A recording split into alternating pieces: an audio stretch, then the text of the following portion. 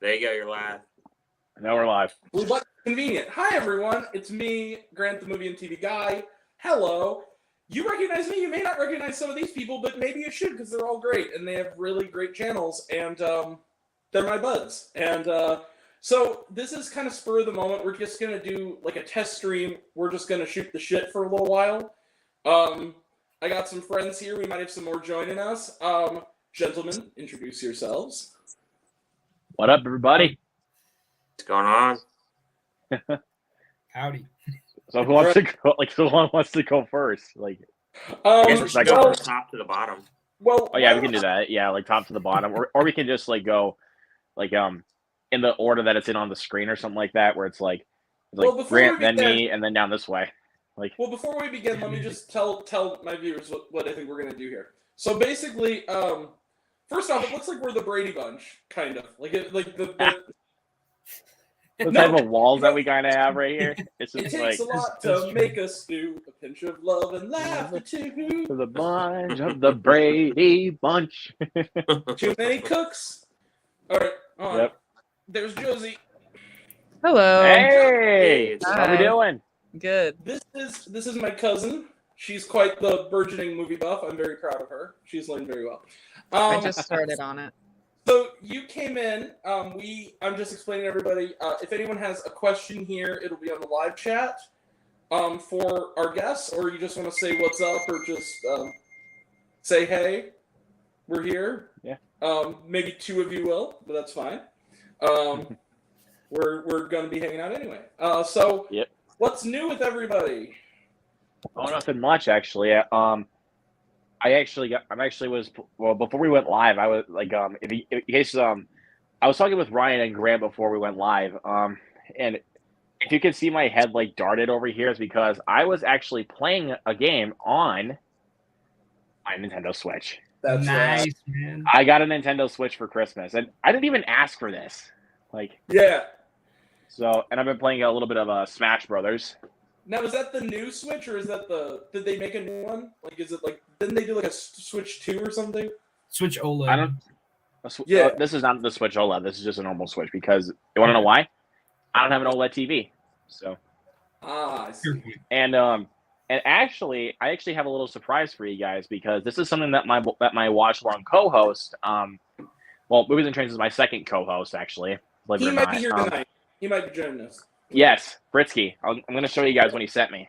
Because when he when I got the package in this afternoon, like when I saw what was inside, I could not tell you how happy I was. Like I was just like bursting for a minute. But first, I'll show you this first. Okay. He sent me the Criterion of Pink Flamingos. Oh, What? That's sweet. Yeah, he sent me That's this one. I cool. mean, he did watch it, so I was like, okay, cool. Now, I mean, I'm not mad that he sent me this though, because I actually have been wanting to see it. But this was the coolest thing he sent me. Okay. You ready? Yeah. Here it comes. Just wait. He found this at Terror Trader. This is a horror store he has down in Arizona. Mm-hmm. Ready? Check it out. Is that Hellraiser? Oh, Is that like the? Yep. Is that the soundtrack, or is it like? No, it's a little wall thing. I think Oh, it is. okay. Like, I can just hang it I up thought on it my was a wall. No. It looked like it at first.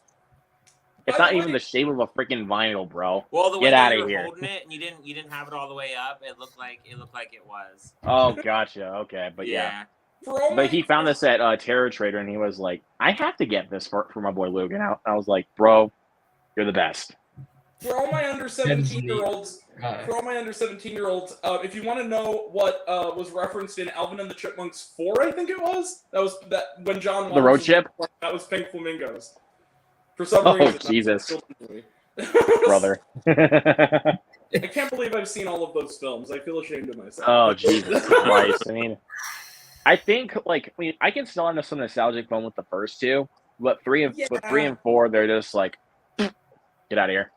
I don't know. Four's okay. That's probably my favorite. I mean, they have some good. I mean, they cover some good songs. I mean, I like some of the songs that they cover, but it's just there's no point in ever listening to them because you have the original songs. And without David Cross, like even like South Side by Thomas Rhett. Like there's no point ever listening to the Alvin and the Chipmunks one because you have the song by Thomas Rhett. Yeah. well, that's all the song. I mean, that's a lot of the. That's kind of what the Chipmunks are about. It's like. But it doesn't. Chipmunks- It's not really necessary, to be honest with you. It's Yeah. not really necessary because I mean Oh, they didn't really do that much in the animated cartoons, as far as I'm concerned. No, Yeah. I don't believe it. Because I guys, remember in the movies, like the animated films, like specifically Alvin and the Chipmunks Meet the Wolfman, they had some original songs. That's true. All right, guys, I'll be right back. I'm gonna go grab something real quick. All right, but yeah, how the rest of you guys doing? Doing I'm good. doing pretty good. It's good. And movies and trains. Just so you know, I did catch your video on your physical media update. Funny thing is, I didn't catch the premiere because I'm an idiot. Yeah, because I was like, I texted in the comments. I was like, "What's going on, brother?" And then all of a sudden, like minutes later, I didn't see a response. I was like, "What are you doing?" So I didn't Josie, get the notification that it was starting for some reason, so I don't know what was up with that. Oops. now I Yeah. gotta tell you guys, Josie may not be able to be here very long, so I kind of want to hear her piece. What's up with you, Josie? Not much. I'm visiting my parents right now, so Oh, really? having the most fun. Yeah. But yeah, I do have to head out probably here soon. Oh, But I that's just okay. wanted to say hi. How are the nieces and nephews doing? Oh, they're good. They just went to sleep. But Oh, they're good. Quite cute. that's phenomenal. Yeah. Well, anyway, if you need to go now, that's fine. I would love to have you on again though sometime. Okay, Like, yeah, just text me. I'd love to. So, oh wait. Well, Sorry. bye. It was good to see you, Grant. Good to meet everybody else. Good to meet you, Josie. Bye. All right, and That's my cousin, by the way. yeah. I mean, you, Yeah, you you did tell me that, so I was like, Speaking of Christmas presents and physical media, "Oh wait, dude, I already see the bottom one. I saw that. don't reveal it to anyone else who hasn't. So my brother, I brother- saw the bottom right there. Black I Friday. knew it. want to see a magic Nice. trick? I'm an amateur musician. I'm an amateur magician. So Wait, hold on. Let's try to finish this line here. Wait, hold on. I made you some breakfast. What'd you put in it? What'd you put in it? Yeah. Salt and pepper. Fucking No, it has to be the.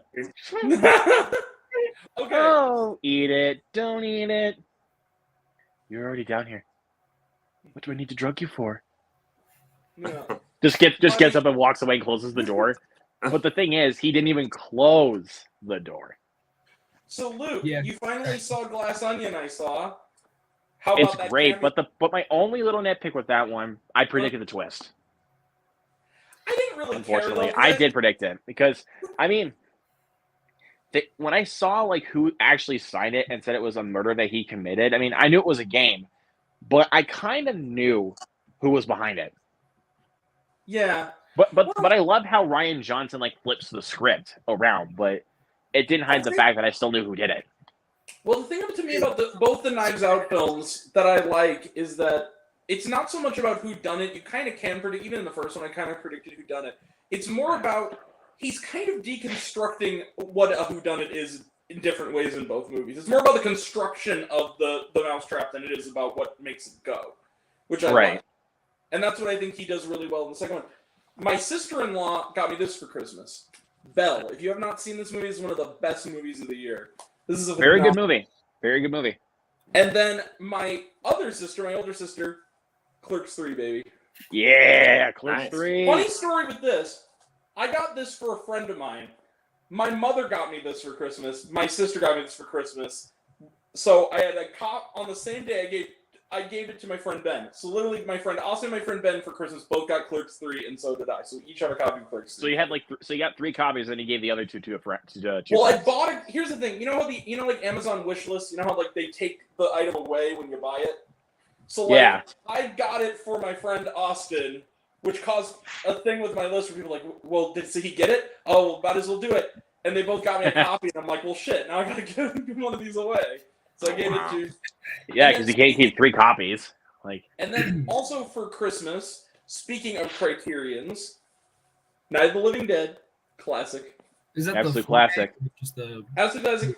And super underrated film, even though it was nominated for Best Picture, but super underrated film, Sound of Metal. I still Great get fucking movie. love that movie. That movie, talk about a movie that makes me cry waterfalls. Like, the ending of that movie is just so powerful and so heartbreaking. That song at the end, like, Clerks just, 3 was that man. for me. What? Clerks 3 was that for me. That movie made me cry like 3 times. Which one? Clerks 3. Clerks 3. Oh, dude. Yeah. Clerks 3. You want to talk about Clerks 3? Okay.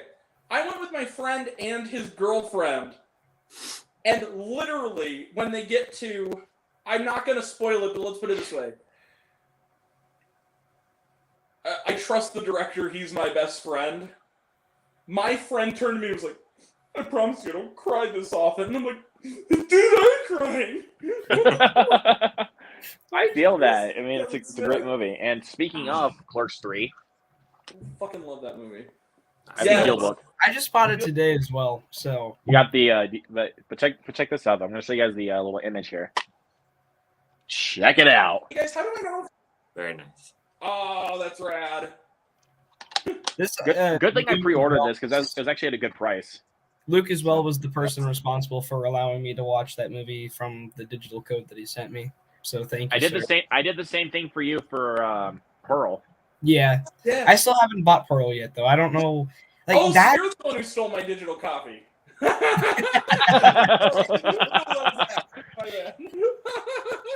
It was you.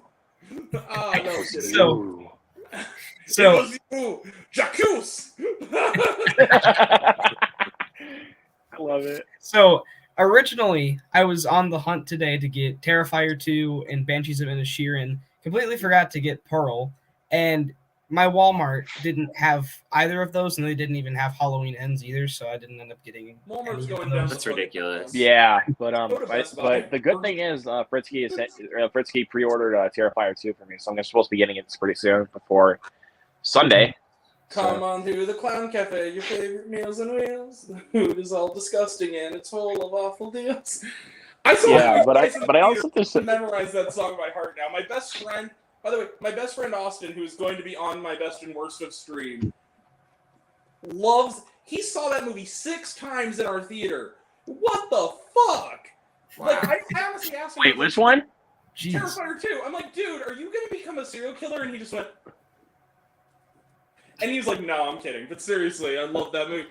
And That's funny. But yeah, he's like a massive fan of that movie. It's going to be his number 1 But- probably on his best of. yeah, I actually guys some stuff I've gotten over the month of December. Even though I'll clarify, next Saturday, January 7th, that is actually when I'm going to do my Blu-ray collection because I'm running out of space on my StreamYard limits. So, Mm. but anyways, I'll show you guys what I've got. My buddy Nick, Movie AV Impulse on Instagram, if he's watching, thank you for sending me this. Transformers, the first one, Ooh. and the best one. Might I Except add. for This is the Bumblebee. Except for Bumblebee. Bumblebee's close. Bumblebee's close. Oh, I disagree, sir. Moon. Dark of the Moon. That's Dark all of the Moon's Dark of the Moon's another close one, but this is the best one. And Yeah. shut up for people that think Revenge of the Fallen is better because nothing in that one makes any sense. Revenge of the Fallen is terrible. And that's Not- actually my least favorite of all of those. But Really? Over the Last Night and Age of Extinction? okay, can I tell you guys? I mean, you know what's- I mean, I'm not trying to knock your opinion at all, dude. I mean, I'm just saying, like, that's interesting. Revenge of the Fallen to me is the second worst, the worst, far and away. Age of Extinction. That was my worst of the year that year. I fucking hated that movie. The Last Night, dude, I'm sorry, The Last Night is even worse. And Like, okay, The I'll say humor this- goes way downhill, and it's nauseating. The film is just nauseating to You look know at. what? I agree with you. It's not a good movie, but I have to say about The Last Night, there were 2 things I genuinely liked about it. One, Anthony Hopkins saying "dude." That was awesome. And then the Hot Rod reference. Did you notice it? There was a Hot Rod reference. Do you ever see the movie Hot Rod with Andy Samberg? Of course, I've seen that, Oh, but fuck it's yeah, just classic. I don't give a crap. Like, like a reference is not always going to save a But movie. it made me Dude. Like, laugh. Did you notice what the reference was? no, I don't remember what it was Okay, because it's every time I even think about it, I don't remember anything. Okay, that's fine. But you know Bumblebee, right? Bumblebee, the character. He talks Yeah. through the radio, right? That's how he talks. Because he was Dylan O'Brien and then his vocal cords got ripped out. We all saw Bumblebee. So, he says, when, I think it's like Anthony Hopkins comes out with a shotgun and like shoots a firing shot. And his frequency picks up, "What the hell?" And it's from Hot Rod. It's what it's what he says after the riot when they're running out. He goes, "What the hell?" And he goes, "I didn't like that at all. No, none of us, Kevin. None of us did." It was that part. They have that audio in there. Yeah, but Bumblebee again, talking through the radio is always usually hilarious. yeah, Who's but I gonna mean, drive you home? but again, I've already showed Clerks 3 and Pink Flamingos, so I mean, I'm not going to show those again. Yeah. So, next one, I got this for Christmas. My grandparents gave it to me. This is a mini series, believe it or not, starring James Franco. 11/22/63. Dude, I love that. Have you seen it? I haven't seen it, but I know the concept. It's like James Franco is a guy that travels back in time to prevent the assassination of John F. Kennedy. Top 5 Stephen King adaptations of all time for me. Dude, you're It's making me great. more excited to watch this. But the reason why I wanted to watch I it own was that because book. Stephen King, James Franco. So I didn't know that James Franco was in it, but I knew it was like what the concept was, and it was Stephen King adaptation. yeah, and Chris Cooper, and too. I don't care what anybody says about James Franco. He is awesome. I love James Franco. Well, Yeah, he's great. he's a very good actor. If it's true that he was perving on women, though, I kind of have to say I don't like that because I don't like when That's- guys are. Yeah, If the allegations are true, yeah, F James Franco. Yeah, but like that's like hearing about like allegations about like other certain actors, like because there's the only time I come across on Snapchat like something that goes on between Jenna Ortega and Pete Davidson, and I'm like, that doesn't seem true, because that's the When thing I did hate that about happen? that's the thing I hate about the internet is that they decided to just like spread rumors of, like about every actor, and I'm just like, guys, don't take it so seriously. They're just Well, people. First off, I should warn you. Let's not get political. Like that was Ryan's rule, and I share it. Unless you see some of my reviews where I can't, like my Strange World review you watched, that was half of me like, fuck bigotry. That was like half my review is like you, because And Grant, I'm sorry. I did not like Strange World at all. I thought it was I know, terrible. but you had I don't actually like it good either. reasons to not like it though. Thank had you. actually Thank you, legitimate Ryan. reasons. I liked it, but then again, I know I'm in the minority on it. But your reasons weren't, "Oh, it is a gay person, therefore it's bad." Your reason No, was, I wasn't saying it it just like didn't that work. because that was the same thing with Lightyear, though. Everyone hated it because Yeah. there was a gay person. Well, yeah, the but Lightyear that had wasn't my thing. That problems. wasn't my thing with Strange World because Right. like the things I was looking at were the story, the characters, and just the overall narrative and like where the film was going. Like I kind of knew like where the film was gonna go anyway. Like from beat for beat, I knew where the film was going. I give you that. I have to say though, one thing I have to say in its favor is it is less. The character stuff is less good than most Disney films, even the weaker ones. But I do have to say, I kind of still recommend it just as a piece of like world building. Like, because I guess you could say it like that, but it's just Yeah. again, it's just a film that's just like the characters are just they're not brought to their full potential. That's the biggest problem Yeah. with Strange World. I have to say though, it has a pretty kick-ass theme song. You got to give me that. There, the Clay. Yeah, that's the pretty good, I Clays. guess. But anyways, That was cool. let's move on to the more physical media. Cool. Now, Movies and Trains knows I have the complete series of this, but I'm actually now complete on it. Ready? Yep. Dexter. Did you watch New Blood, by the way? Because I still haven't seen it. How was I it? did. Okay. The first, it starts out really good. I mean, I was very hooked after the first episode, but the last 15 minutes of that finale destroyed everything that I loved about this new season. No pun intended. Because the original series Dexter, what I loved about it was that up to the last episode was like, oh, this is incredible. And then that last episode, it's like they fired the original writers and got a new guy in at the last second over like lunch filming that final pilot because it was so final episode, it was so bad. But And here's so the thing, was- though. Like, Yeah, the first 4 seasons of the show are incredible. They're the best. Yeah. untouchable. Like it just, it didn't end like This- Breaking Bad though. Breaking Yeah, Bad was this season 5 was pretty good, but I hate the way that it ends. Season 6, the ending of this is what I wish was the ending of this season. Yeah. But I know what complete you mean. mixed bag. I love the ideas of the God's Hand Killers, and I love some of the some of the kills that go on in this season. But the Mhm. things that I despise about this season is the execution of the God's Hand Killers and the love triangle between Deb and Dexter, which I Yeah, thought that was whole thing completely was weird. awkward. The thing is, Because like, because they're technically step siblings. So Yeah. why would that even work out in a show like this? That doesn't work. But but season 7 though, this is leaps and bounds better than season 6. Like yeah. because even though there's not a titular villain, it's more like focusing on the rivalry between Deb and Dexter. Because once again, Mhm. in this season, this is when Deb finds out that Dexter is actually a serial killer. So in Yeah. this season, this is their rivalry. So. Yeah. But this you know, season, though, Mm-hmm. this, the what a final- hunk of garbage. Yeah, it really Like, is. after the sequence that Deb turns the wheel on Dexter when they're driving around, they Yeah. crash into the lake. She's like, oh, no, I'm sorry. I'm just all regular old Deb again. I'm just like, what were you thinking, writers? Bring up the tension. Yeah, And it just never happens throughout the rest of the season. they should have got Now, Vince okay, Gilligan to but do I'll tell you this. This season was pretty good. I liked this. Mm-hmm. But again, the final 15 minutes destroyed it. And it's an even worse finale than what we got in this. How? I'm not telling you how. You're going to find out for yourself. Okay. I'm God, kind of it was giving a horrible. hope It's now. horrible. It's horrible, Grant. It's horrible. I wouldn't even like dip your toes in it. Yeah, I have so little time anymore to watch television. I have to say though, I did start Wednesday right before Christmas. I'm 2 episodes in. I will get back on the horse the second I have. Get back on it, bro. It's awesome. But so far, it's great. I see that grin. I see that grin there, buddy. I see that grin.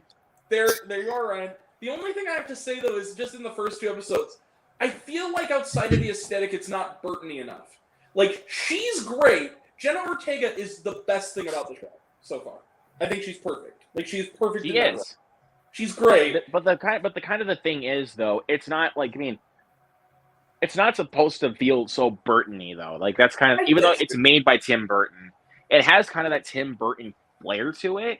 Yeah. But it's not so heavy-handed though, which is something that I loved about it. It's not so heavy-handed with Tim Burtonisms. Yeah, I feel you. I have to say though that nothing so far, mind you, I'm still pretty early, has lived up to that opening scene. That opening scene was just amazing. With the I swing. just love that when she's That like was fucking when great. Pugsley's just like, Wednesday, what are you gonna do? What I do best. And she goes up to the pool and she's like, No one messes with my brother except me. wait. The only person who gets to torture my brother is me. Right. And she has like a bag full of piranhas, drops them, and then they just literally swim to Dalton and they just start like biting around his private area. I And I was know. just like, Jesus Christ. It's such a Wednesday Addams thing to do too, and just that look on her face of just like that's the only time so far in the show that she's like gleeful. It's And like, bro, anytime she makes a remark, bro, I'm just always like, fair point. Like, because like when great year. Morticia literally tells her that that the kid was gonna file attempted murder charges on Wednesday, she was like, how would that have looked on your record? Terrible. Everyone would know I failed to get the job done. Yeah, I know. That was funny. Golden. That's what I'm saying is if the show itself was a little more like Ortega is in it. A little. Here's another good one. When Miss Thornhill comes in and checks on Wednesday and Enid actually, I should remember that. I trust Enid has given you the old never more welcome. She's like, Yes, I know she's you're been going. smothering me with hospitality. I hope to return the favor In her sleep. in her sleep. That was Okay. great. Like the comedy is just on point. Like But her comedy in particular, and I have to say, she's kind of the breakout star of 2022 when it comes to like female actors. exactly. Insane how Bingo. many good things she's been in this year, and like, I like her character, I remember back when, I don't know why I watched this. I think it was because like 3 years ago, I was just bored. And I watched everything on Netflix at that point, and I was just like, I need to watch whatever the things that are hanging on are. And I watched that crappy Richie Rich show for like a few episodes, and she was in it, and I'm like, this show sucks. But the girl who plays kind of his gold-digging friend, I kind of like her. Like, she's kind of funny, and that was Jenna Ortega. Like, because I was curious, I'm like, what have I seen that actress in? Because I saw in Scream, and I was like, where have I seen her before? And it's like, oh, right, you were in Hold on Richie a second. Rich. I'll be back in just a second here. I mean, Okay. Yeah. See, the thing is Hold with on. Wednesday for me is that Jenna Ortega was good. There's moments that I liked, but I don't know. It I'm- kind of. I mean, I'm respecting you for right there, man. But You talking about Wednesday? I have to tell you something, guys. I literally just got a text from my group chat. Yeah. One of my buddies didn't even finish Amsterdam, That movie's and guess horrible. what he gave it? A 1 out of What? 5. And I was That's just like, horrible. bro, I'm sorry, you are drunk. That film was good. I don't like That it movie either. was, I'm sorry, man. That movie was good. I really like Finally! Amsterdam. Vindication! I enjoyed it. Dude, It- like it's kind of- at least like us three, Grant, Movies and Trains, and I, we're at least on the train that actually enjoys the film. Like we're not just like, oh, we're just be like, oh, David Russ is a piece of crap, so it's so boring. Well, No. here's the thing. It actually has some entertainment value. Yeah, it's Here's the thing. entertaining. It like I recognize that it has like writing flaws. Yeah. There's some scenes That's the that are point, kinda though. I mean, it wasn't really confusing. supposed to be perfect boring. writing. Yeah, there's some scenes that are a little bit boring. There's some scenes that like I don't know are a little bit confusing, but I enjoyed it. The cast was just really entertaining. Like the the stacked cast was just too good to ignore. Honestly, It was Like- a bit convoluted, but here's the thing. I have to say, Ryan, I know you have a lot to say about this. I'll let you say your piece. I'm real to quote a line said to one of the actors in Amsterdam. I'm really happy for you. Of your opinion, I'll let you finish, but no, we're not going to bring up that a-hole here. But fuck you, Kanye West. Sorry, that's the last political thing I'm going to say. Fuck you, Kanye West. Anyway, we can say this.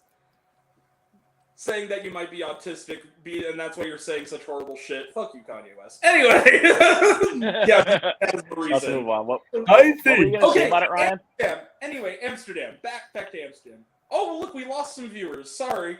Amsterdam. Sorry that we actually tried to tell you that Amsterdam was a good movie. Or 'cause that's try to actually the tell you truth. that Kanye It's West actually is a good. piece of shit. If you didn't already know that, I'm sorry about that. So, Amsterdam. Anyway, Amsterdam. Here's the thing. I liked the film. I can see, though, why some people wouldn't, because, in all honesty, it is a bit of a mess. But the reason I kind of liked it was kind of for that reason. It was kind of an interesting mess. And I kind of liked seeing how the actors figured out what to do with it. And the thing is, I also need to say this. David O. Russell, as a guy, is kind of a piece of shit. I mean, there's evidence to say Yeah, that. but But he's a good filmmaker, and he's a good writer when he wants to be. And I think that... separate the art from the Right. artist here a little bit, please. Jeepers Creepers. Yeah, I can't watch that anymore. That's a line I don't cross. Rosemary's Baby. There's another one because Roman Polanski Yeah. was accused of sexual assault back in the 70s Yeah. and had to run away to another country to hide from charges. Well, that, though, actually had some truth to it, though, to be honest. There was a lot going... even What's it? Heck, even with films like American Beauty or something like that. I think might know who I'm talking about. Yeah, I know who you're talking Baby about. Driver. I love that movie. It's hard to watch it now because there is some legitimacy to that too. But moving on from that, we're not going to get political. Moving on from Yes. that, my point is with this film in particular is that I do think that among his filmography, I've seen all his films. It is his second weakest. I think undeniably his weakest is Accidental Love because that was the movie he didn't even want his name attached to and told people not to see. And then they were just like, take a backhand to it, and I'm gonna slap your name on it. Yeah, well, no, what it was is basically, did you know about that story, Accidental Love? That was the movie that was called Nailed, and the one with Jake Gyllenhaal. Hold on. My buddy Raul is asking me what the hell this is. It's a stream. Join us. But yeah, while you're doing that, I'm gonna show off some more. I gotta show off some more stuff right here. But basically, what happened with that was, he shot a film called Nailed. It had like Jake Gyllenhaal in it. The studio couldn't pay the actors, and they eventually, David O. Russell had to move on to other projects, so they reshot a bunch of shit. But because David O. Russell already shot 70% of the movie, they sabotaged it and put his name on it, and so he asked to be under the name Stephen Green. So technically, he only directed 70% of Accidental Love, and when they asked him about it, he says, if you're a fan of my work, don't fucking watch Accidental Love. It's not my film anymore. It's not. There you go. So Amsterdam, if you're going by that logic, is the weakest David O. Russell film. However, I have to say, because I'm one of the people, I love the movie Joy. That was on my best of list that year. I love that with Jennifer Lawrence. It's good. I think it's really underrated. And the thing is, like, Silver Linings Playbook is like one of my all-time favorite romantic comedies. I love that movie. I adore that movie.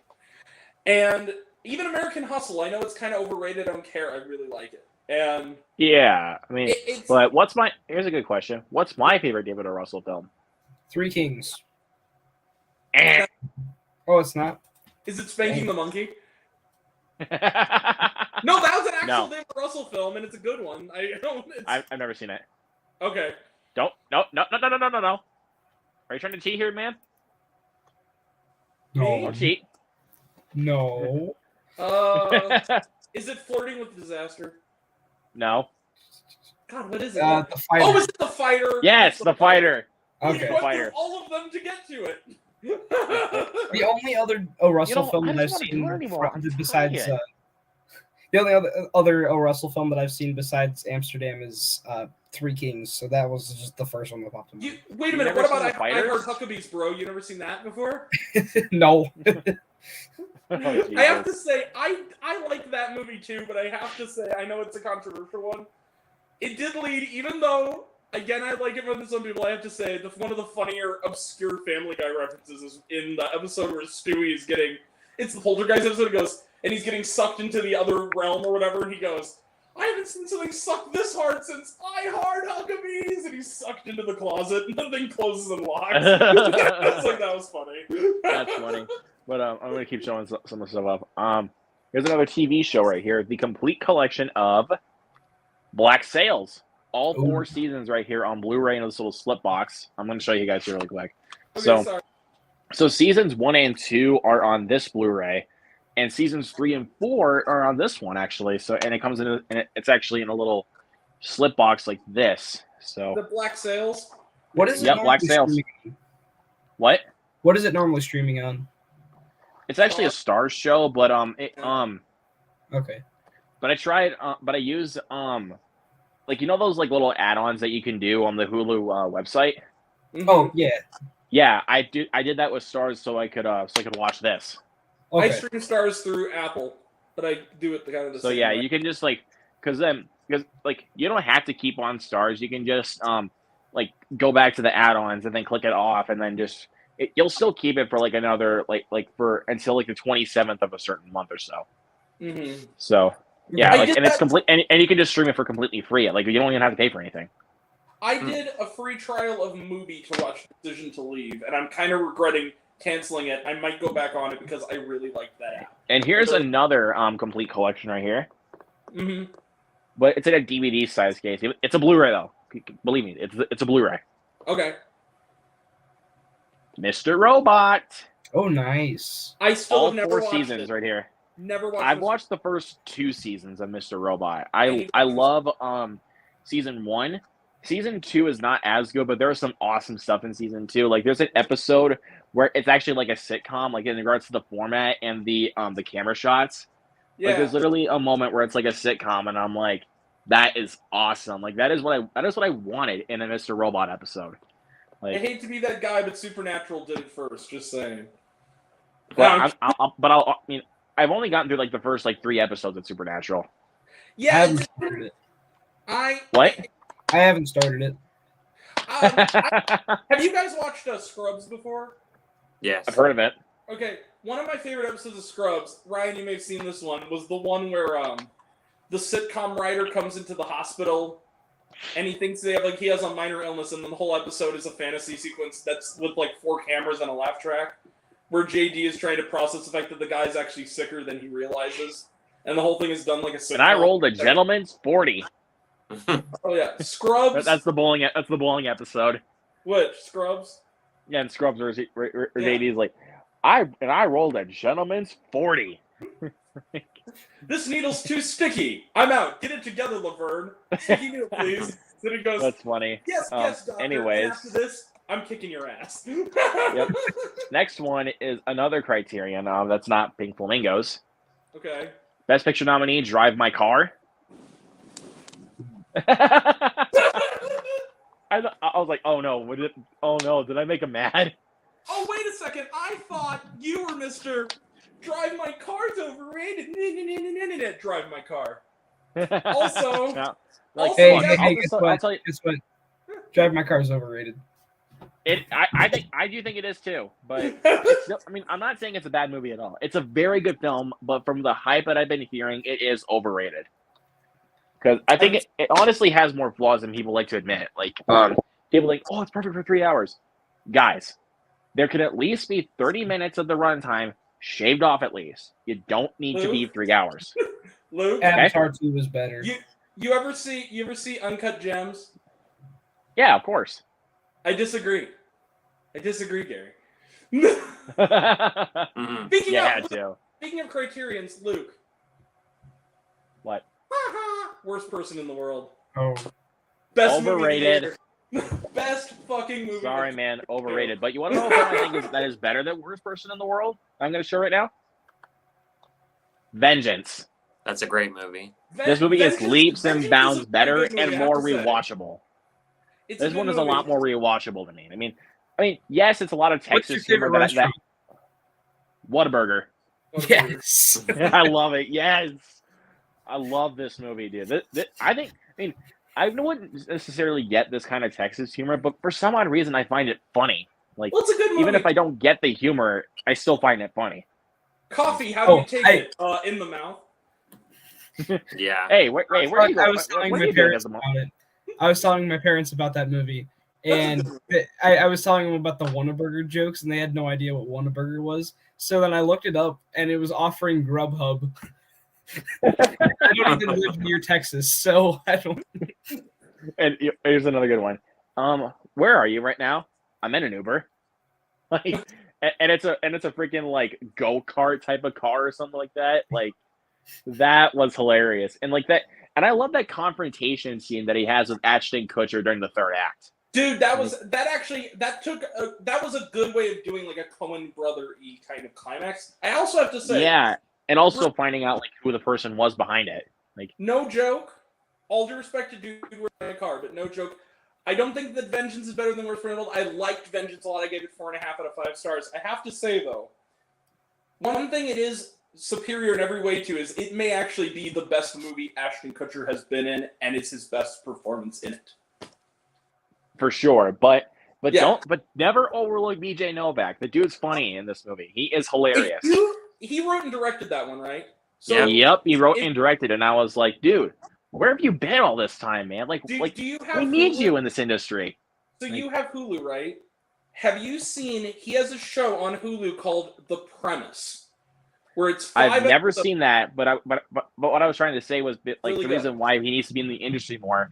He's always been a co-star or like a cameo in like other movies, like Inglourious Bastards or something like that. Ryan This is his Reynolds. first film as a main character. So Yeah. Well, and he's good in the movie. I have to say, but this show, The Premise, it's basically like imagine Black Mirror if it was just a straight up comedy, and that's kind of what it is. It's like each episode Yeah. is a story. Pretty good. and yeah, and I did have this on my Christmas list because I did want this film because I mean, dude, I love Vengeance. Like even I really liked it when I first watched it, but again, it's one of those films that if it's the more I think about it, the more I love it. Like it's just I don't know, man. I mean, I wanted to see this in theaters, but my theater somehow didn't get it, and I was like, "You Mine idiot! You didn't sold the either. trailer for it, but you didn't get the movie. How dare you?" I That's rented funny. it because it didn't come to my theater either.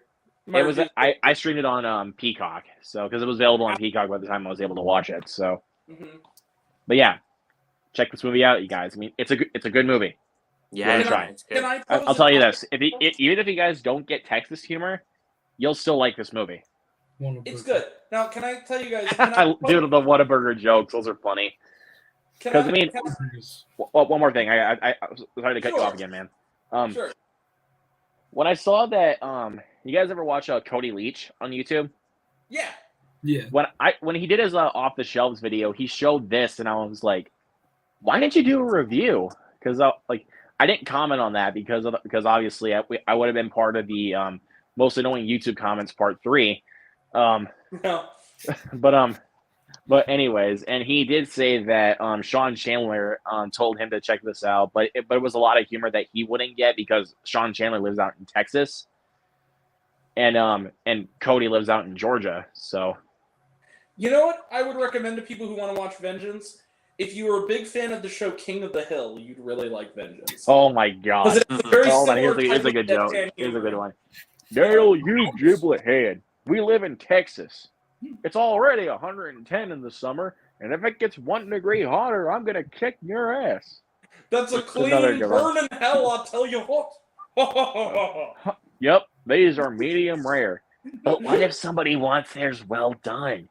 We ask them politely yet firmly to leave. Happiness. Oh, I don't know if What you is guys that? can see that. Hold on.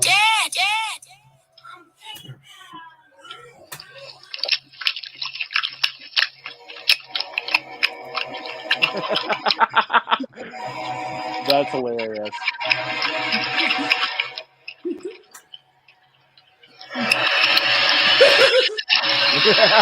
Clouds? Clouds? Clouds? Clouds? Clouds? You're gonna So give me a good. copyright strike, my dude. Oh, Well, but at least, least it wasn't like yeah. at least it wasn't like a huge copyrighted song playing in the background though. That's the thing. right, Yeah. yeah. Songs. But nobody cares about my channel enough to copyright strike. Okay. Clouds? But here's the thing. Clouds? I have a topic I want to pose on everybody so we can kind of shoot the shit about it. So,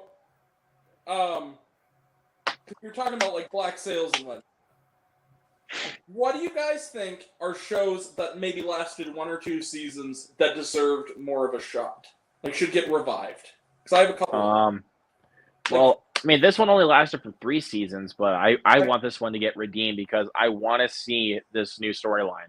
Like, I want this to get the storyline it deserves. Hannibal. Agreed.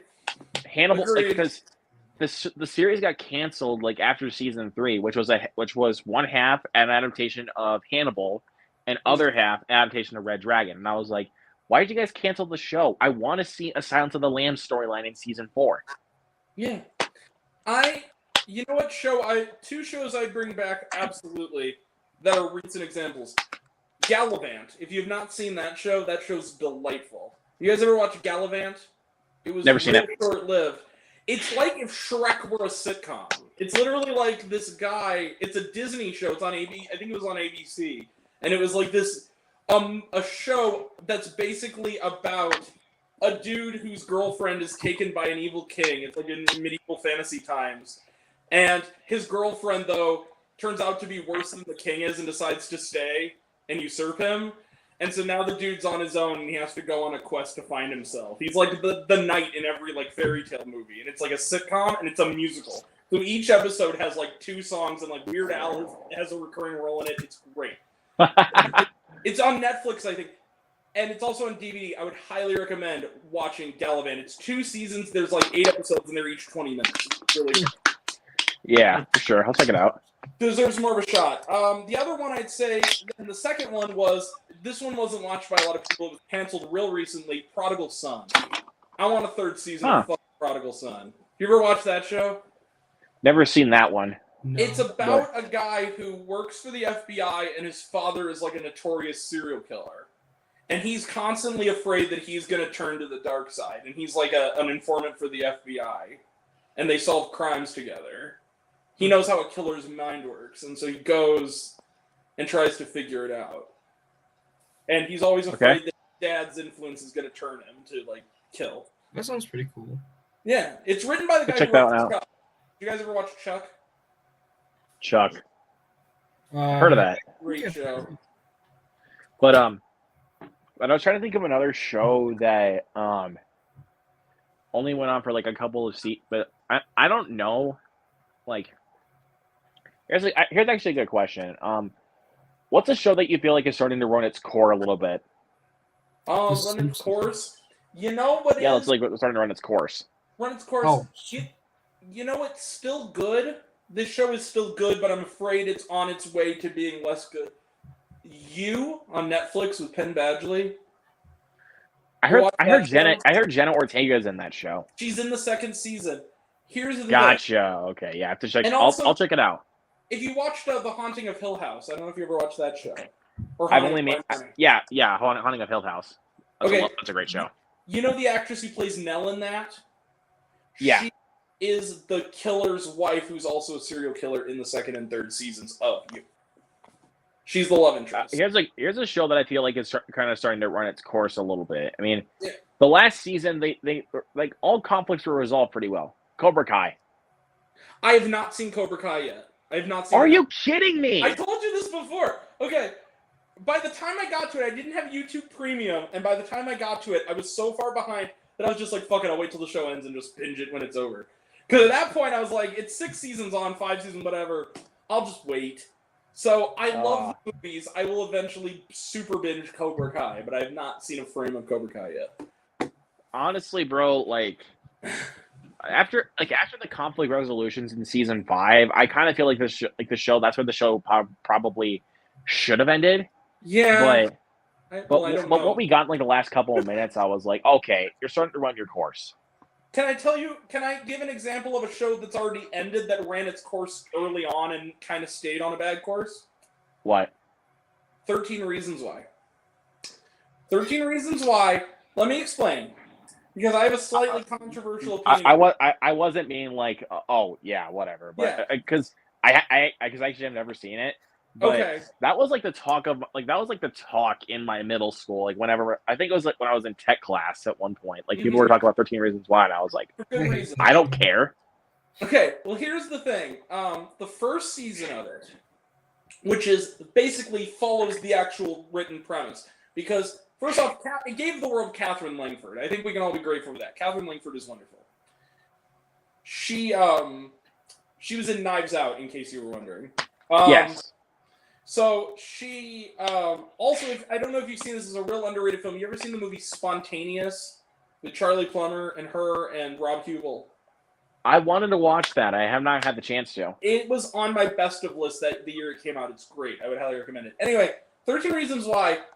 It's based on the book, and the first season is the book. Basically, it's this girl who, trigger warning, I guess, takes her own life, and she leaves a tapes to the 13 Reasons Why. She leaves tapes to people who she feels are responsible for getting her to that point, and it gets increasingly darker as it goes along. So the first season is great. Like the first season, it's triggering and there's dark stuff in it, but it's a really like dramatically rich, well done teen show. The second season, for most of it, it's good.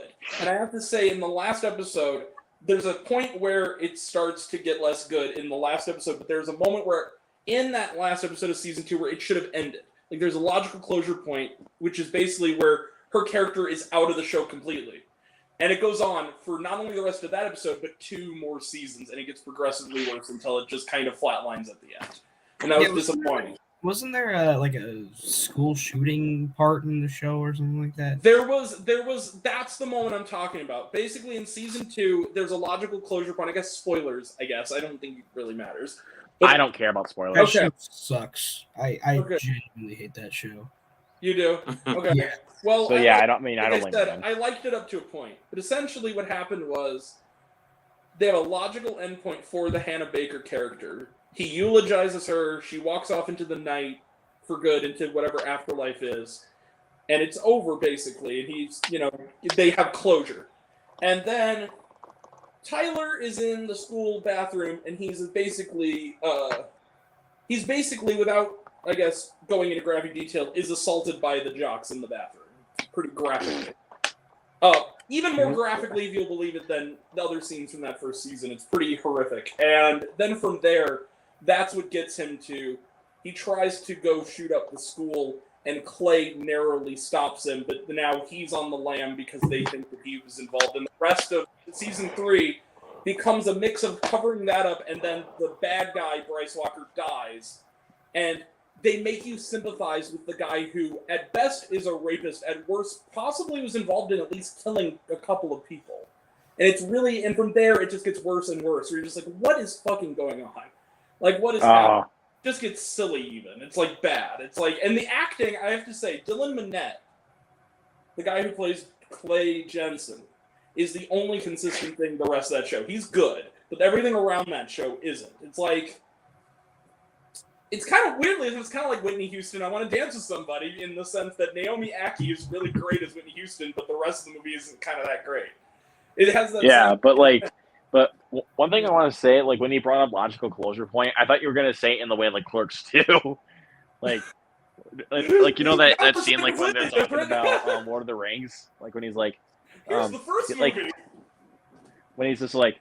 Let me tell you something. If Peter Jackson really wanted to blow me away with those Rings movies, he would have ended the third one on a logical closure point. Not the 25 endings that followed. What's the logical closure point? Yes, I friend, know. enlighten us. When Fredo wakes up from his little coma or whatever, and the hobbits are jumping up and down on his bed, Sam walks in the doorway and gives him that very fucking gay look. I know. I love that. And he's like, Clerks that 2 is look was great. so gay. I thought that look was so gay. I thought Sam was going to tell the little hobbit to take a walk, so that way he like. Hold on, I'm trying to finish the line. Hold on, I'm just trying to finish the line here. I thought that look was so gay. I thought Sam was going to tell the little hobbit to take a walk, so he could saunter over to Frodo and suck his cock. Now that would have been an Academy Award worthy ending. Hey, My mom is gonna watch this. they're not gay. They're hobbits. Sam fucking flat out breaks in Frodo's mouth. I swear. All right. I'm just gonna say that by fate, this is probably gonna be the first video Mom's gonna watch. Like, ooh, he's got a live stream, and it's gonna be like, oh, good job. This is what you dropped out of college for. That's phenomenal. Just talk about hobbit sex on freaking stream. No, thing is, Clerks 2. There are jokes in it that have not aged the best, but I have to say it is still really funny. And I also have to say that watching Clerks 2 again, because I rewatched the first two before the third one. Clerks, for those who don't know, the first one is my all-time favorite movie. It made me love movies, and not just like them a lot, but love them. The thing about Clerks 2 is it's not as good as the first one, but the stuff that works in it, actually for me, that worked the best in Clerks 2, is the drama. I actually liked the sentimental stuff at the end between him and Dante a lot. I actually thought it was really touching. And also... What were you thinking? Fucking Donkey Show? It was your going away present. It sure was. Yeah. I just never thought I'd be going away to prison. He goes, what's love wrong? that. I miss my donkey. Hey, boys. You can't be in prison for watching an interspecies sex act. But anyways, we're not going to talk about that on Interspecies anymore. erotica, fucko. Yep. I'm sorry. But anyways, I'm going to continue on with my physical media thing. I got Better Call Saul Season 6. Have you watched it yet, mister? Okay. I've watched the first 5 seasons on Netflix. Good. Okay. But I have not gotten around to watching the final season yet. I have not gotten there yet. Your head's But gonna I fucking promise, I will get there. I will watch this final season. Your head's gonna explode, man. It's great. It's And, even better than Breaking Bad. Yeah. And this next one, I think, is the second most overhated film of the year, right behind Amsterdam. Don't Worry, Darling. Agreed, actually. This movie gets way too much hate. It's not that I'm bad. sorry. Guys go out of hate. It's genuinely I not got that. the 4K. You got the 4K? All right, I have to say something about Don't Worry, Darling real quick. That movie, the best way to watch Don't Worry, Darling is to go in with your mind cleared of all the behind-the-scenes bullshit and watch it as a movie. Because the thing is, when I was reading those initial reviews, a lot of them seemed to talk more about whether or not Harry Styles spat on Chris Pine than they really did Gives about a the quality of shit. the film. No, I don't care about that. Like again, me neither. separate the art from the artist for crying out loud, okay? And It's Florence just Pugh dumb. was- If you went to do that with every single star, then we would never watch anything. Exactly. I mean, that's kind of the thing. So Speaking of, earlier we were talking about Scrubs. This is a weird connection. Have you guys seen the trailer for that movie coming out? I saw it for the first time yesterday with, I think it was Whitney Houston, with Morgan Freeman and Florence Pugh, that is directed by Zach Braff. It's the one where she's going to be Morgan Freeman's daughter-in-law, and then his daughter dies in an accident that she accidentally caused, and they break up, and she spirals kind of into addiction, and then she happens to show up at his like AA meeting, and they rekindle their friendship. She and Morgan Freeman. It looks really good. I haven't seen the trailer for that though, but I'll have to look into that a little bit. But Yeah. but this though, I don't care what none of y'all say. This is a good movie. So It's look, a good movie. look back all the behind the scenes drama and just watch the movie. Okay? Yeah, it has its That makes flaws, it but clear. I like it. I like it. It's a good movie. I didn't necessarily love the way that the third act came together. I thought the third act was the Agreed. weakest part of the entire movie. The car I think chase it's out of nowhere weird was that kind the of Blu-ray. I gotta say, I think it's weird that the Blu-ray gets a slip, but the 4K gets no slip. That was the thing that Warner Brothers has been doing for a while in regards to their Really? 4K releases. So yeah, but Yeah. we're not going to talk about that. Anyways, next one. This one I got for a good deal. Movies and Trains knows I got this one for a good deal. Also, Oh, just a I little don't- update. If you guys want you to know- comment, you can. you don't- Just saying. You don't know me, but I know you. Which one is it? play a game. Is it all of You think it's the first film? This is all 8 movies actually in this little steelbook here, and I got What it about for. Spiral? Where's Spiral? I have that one separately, but this is the first 8 Okay. Saw movies. So Also underrated. Spiral is an underrated movie, actually, I have to say. I kind of liked it. thank you. I agree. It was one of the better Saw movies. Everybody just looks at it and it's like, oh, Chris Rock just wanted to be in a horror movie. Well, get behind it. That was his idea. He's earned it. He's Chris freaking Rock. Let him be in a horror movie. Exactly. And plus that film was his idea. He Yeah. wrote it, didn't he? Wasn't he like Yeah, a he wrote it. story guy? Yeah. Well, fun fact, can I mention this real quick about, you guys may not know this, Chris Rock. Did you hear in the news today about him? Netflix is doing their first live stand-up special, like live as it happens, and it's going to be Chris Rock's new special. I'm going to watch that live just to hear him mention, so Will Smith, yes! That would be funny. Anyways, You know what would be the next best thing ever? we're not going to talk. Can I say? I don't want to talk about that.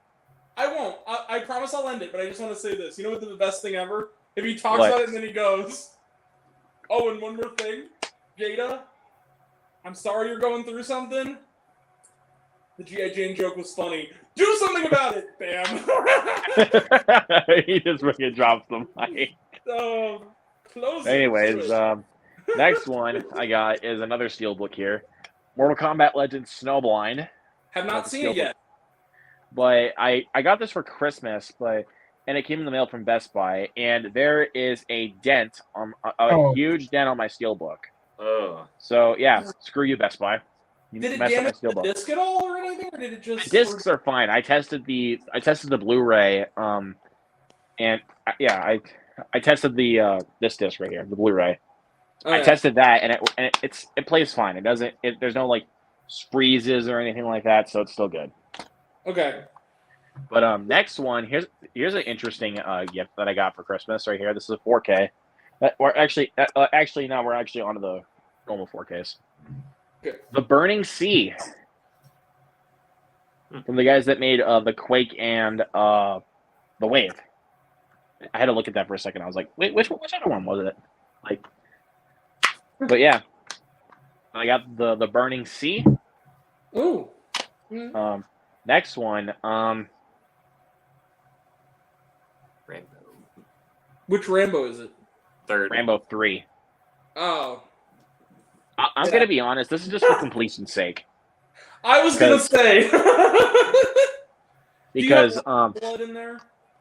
which one? Rambo Last Blood, aka the one that's the worst one. Oh, that was bad. This is the worst one right here, dude. I Have love you seen Rambo Last Rambo Blood. 5? Like, I agree with you to some level, but did you see Rambo 5? I love Rambo 5 actually. Really? Sorry, I'm in the minority with that movie. I The third act love is Rambo awesome. Last Blood. Yeah, third that act. like the third act just like propelled that movie to awesomeness. Some of the kills were creative. I will give you that. It was a. I'm sorry, like I want more Rambo films to be more serious. Like this one is just glistening muscles and cheesy 80s action. Like that's all this movie is. One of my friends said that was their favorite because of the scene where he like burns an arrow that's like sticking out of his stomach or something like that, and then he pulls it out and he's perfectly fine. I was like, that's why. Like that doesn't make any sense. Like Yeah, it doesn't I make get it's an 80s film, but again, think logically here a little bit. Think a little bit logically. Hey guys, I hate to do this. We're gonna try to kind of wrap it up pretty soon. I just want to let you know. All right. Yeah. All All right, Right, but yeah, I mean well, I'm almost done anyway. So Sure, go ahead. We can still go for a little bit longer. I just want to let you know we're gonna have to head out pretty soon. I have Yeah, to all go. right. I'm gonna get Yeah. it out myself, but all right. I appreciate you for inviting me on, and Yeah. you know, Yeah, thanks, you man. two are always welcome on my Yeah. channel as well. I'm definitely looking to line up new guests for doing my streams. I do a weekly stream, so You're All always right. welcome to. Real quick though, Ryan, before you go, Luke, 1 second. I'll let you finish, buddy. Let me just ask you, Ryan. Before you go, because I feel the need to do this because you did this for me. I want to do this for him. And Luke, you did this for me, so I want to do this for you when we get to the end with you. Tell people where they can find you, what you have coming up. Just general shit, you know. yeah. I have Twitter, RWR Movie Reviews. I have Instagram, RWR Movie Reviews. As far as what I have coming up, tomorrow I just dropped today my Babylon review. I dropped Strange World review yesterday. I got my top 20 list coming tomorrow, and my top or my worst list coming on probably Friday or Saturday. So, I'm looking forward to seeing both of those videos and the Babylon review because, like, Babylon, you and I seem to be in a boat by ourselves about Babylon so far. yeah, I loved it. I love And that then movie. My audio will be improving on my videos as well. Not that my audio is horrible or anything, but I got a mic now, so It was really good. Yeah. so they'll sound a lot better. So Well, anyway, Um, go follow Ryan. Ryan. I almost consider Ryan a bit of a mentor because he kind of helped me get even more viewers and some of my new regulars like Brian Drums. What a good guy! If you're watching this, Brian, like, what's up, man? You're awesome. Thanks for always coming, being the first in the comment section, saying what up, and you're the man, Brian. Never He's change. great You're dude. awesome. All right. Well, Yeah. thank you, Ryan. Thank you so much for coming, man. And No problem. you're always welcome on my channel too. Just yeah. Have a good night, man. All right. Happy New Year. All right, I'll talk to y'all See you later, Ryan. See ya. But Go ahead. anyways, next one.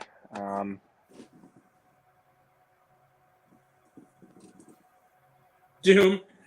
You know, I kind of enjoy that movie anyway. I actually do kind of dig that film. I think It's not Doom at all. I mean, but like the first No. 5 minutes or so is the only thing that even feels like Doom. I mean, it's guilty pleasure if any pleasure at all, but it's still not a good movie. It's not a good movie, but it's a good pleasure. Can I tell you before you get to the next one about Doom, real quick? I don't know if you guys know Richard Roper, the film critic. Yeah, of course. You know, like you know Ebert and Roper. Okay. Yeah. Have you seen his review of Doom? It's one No. of the funnier ones. There's a part where he talks where Richard Roper is like leading the review, and he has a line where he goes, "So on this ship, you know, they create a mutant killing machine," and he goes, "Man, why does it always have to be mutant killing machines? Why can't someone make a sci-fi movie where someone creates a new type of flower or something? Why does it always have to go mad and eat everybody?" I'm like, that's funny. That was a good one. New type of Oh, something. man. That's true. Yeah. But next one, Yeah. movies and trains. I think you're probably gonna be mad at me for this one. Oh. Lyle Crocodile. I like that movie I'm not actually. mad. I'm not mad, but it's just something I didn't enjoy that much. But you can't deny that the music was really good, though. The music is great. Lyle Crocodile, Luke, we talked about this before. Lyle Crocodile, I was in a movie theater by myself the opening day of that, right before I saw Terrifier 2. What a weird double bill. Anyway, that's it. I saw it the same day exactly.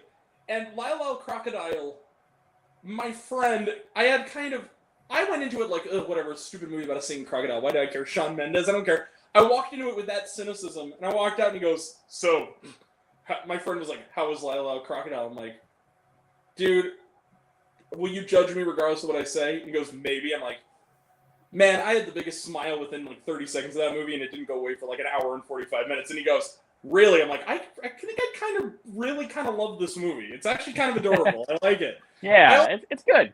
You know what's shockingly good? Because my aunt asked me about it for her grandkids. Puss in Boots 2 kind of kicks ass. I'm not going to lie. It's better. I think it might actually be my favorite Shrek movie. It's that good. Interesting. Okay. Or So yeah, I think I might see it this weekend though, depending on like what's going You'd on. love with it, my life. Luke. But- You especially, I think you'd really like, especially the art style. It's very Bad Guys-esque. Yeah, very Bad Guys-esque. Which, And by the very way, moving sinister, trains. Yeah. You missed out on one of the most fun watch alongs I've done on my channel. I know you know why I missed out on the Bad Guys? I was watching Circus. I was at the theater when you did it. I was I watching- probably would rather have been here, to be perfectly honest, but I was on the clock. I was doing a review, so I couldn't I was- be. I was showing my best friend Weird the Al Yankovic story, and he loved it. So God, I love that movie. That is such a good movie. I have no regrets. I love that movie.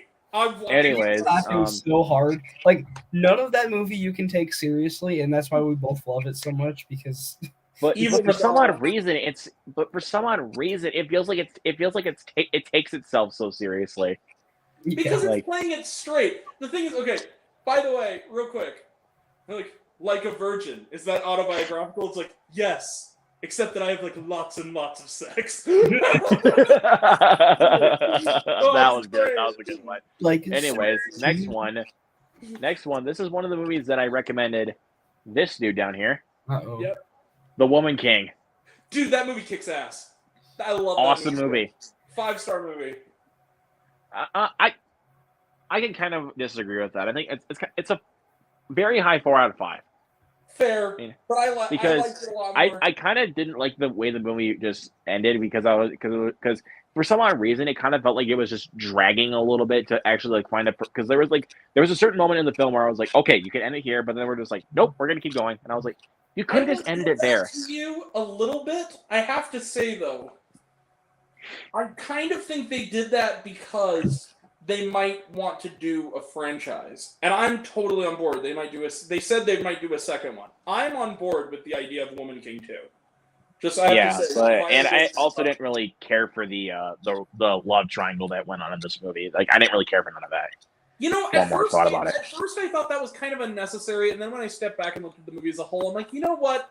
It was integrated into the main plot well enough that I didn't mind it as much. I know why people have that as a flaw with it, but I get it. And also, this was another movie that I had the entire theater to myself.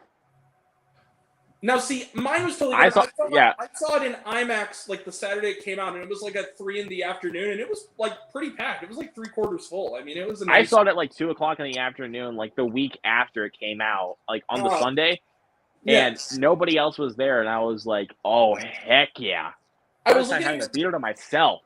I was looking at your letterbox, by the way, and it makes me all the madder knowing that you liked it because I liked it too. The fact that you know how Disney has been doing this thing where the Fox, like the smaller Fox movies, they're not getting physical releases to, like Barbarian, for instance.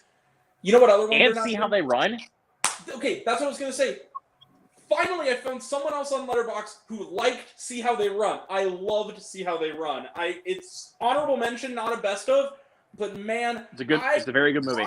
Talk about a movie that I went in knowing very little and what I did know not really impressing me and having a smile on my face from pretty much start to finish.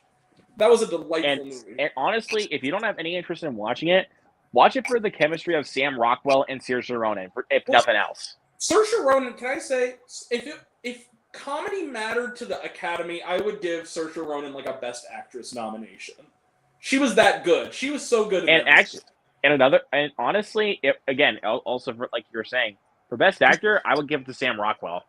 Sam Rockwell's great, but Sam Rockwell's always Well, great. I'm kind of because honestly, I kind of have a bias towards Sam Rockwell. I'm a Same. sucker for that dude. Same. Like if you're not a sucker for Sam Rockwell, I don't know what's up with you because Have you seen- that dude is super talented. This is a deep cut. Speaking of Fox movies, have you seen it with Sam Rockwell? It came out about 10 years ago.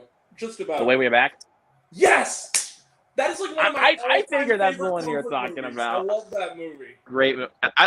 His comedy is just on point. Whenever like Sam Rockwell like speaks a word of dialogue that is supposed to be comedic, Yeah. it's always funny. Like, I'm sorry, man. I think you have to leave because you're bumming it. You're having way too much fun. You're scaring all my customers. Like, dude, it was material. it's so good. I have to say, And, I related to that movie so much because of the line. That broke the opening scene of that when he's sitting in the car and Steve Carell's like, "How would you rate yourself on a scale of 1 to 5?" And he goes, "A 6." He goes, "I think you're a 3." And I'm like, "Oh, fuck you!" Like that was the first thought that popped in my head. Like, leave him alone. Yeah. So But, anyways, Having to next go, one. I have to go. Okay. Well, real quick before you do, say who you are and where they can find you, and watch this guy. All right.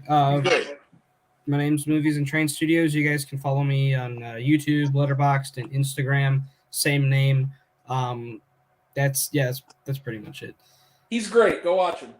Thanks. Like Yes, go check this dude out. And also, Unsubscribed. he is my second watch along co-host. So Watch their Yes. watch-alongs too. They're actually a lot of fun. I like them. yes, I've been on and one of them.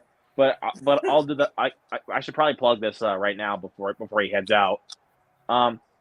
Tomorrow, Thursday night, 7:30 p.m. Central Time, we are wrapping up the 2022 watch-alongs with Bullet Train. Tomorrow, you Is said? that on Netflix? Yeah, that's tomorrow. Oh, crap. Is that on Netflix? I might not be able to join. Okay. Look, man, I'm not taking away your co-host name though for that. Just for that one. I'm not doing that because you're Luke. still my co-host. 2 questions. Go ahead. Okay. Just saying, I don't know what the plan is, but something was going on tomorrow night, and then the same person wants to reschedule it for tomorrow, but then, like, I don't know what's going on exactly, so I might be able to join, I might not, I'm not sure, but I should Yeah, be. you just gotta keep me in the loop. I will. All right. But definitely, I'm getting you on for Scream that we're doing next week. Yeah. I'll try to join. We're starting that one next week, What day is that? January 6th. That should be able That's when we're starting the series, all the way up to Scream 6. All right. All right, later, dudes. Later. See you later, man. Come man, watch his channel. He's great. Thanks. Yes. All right. Now, Luke, Anyways. I gotta ask you a couple of quick questions about that. So, Bullet Train's on Netflix, yes? Yes, but I actually own it already.